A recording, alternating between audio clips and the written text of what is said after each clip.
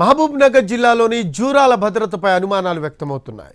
వరద తగ్గడంతో అధికారులు క్రస్ట్ గేట్లు మూసివేశారు. అయితే గేట్లకు మరమ్మతులు లేక తుప్పుపట్టి రబ్బర్లు ఊడిపోయాయి.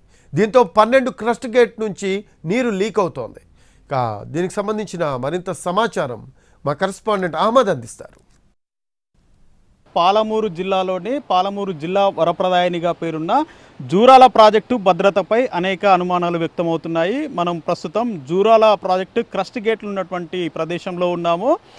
ఇక్కడ క్రస్ట్ గేట్లు మొత్తం 62 క్రస్ట్ గేట్లు ఉండగా దాదాపు 12 క్రస్ట్ గేట్ల నుంచి నీరు లీక్ అయి వృధాగా పోతున్నటువంటి పరిస్థితి మనకి జూరాల వద్ద కనిపిస్తూ ఉంది. 2021లో అప్పటి ప్రభుత్వము జూరాల క్రస్ట్ గేట్ల మరమ్మతుల కోసం నిధులు విడుదల చేసింది.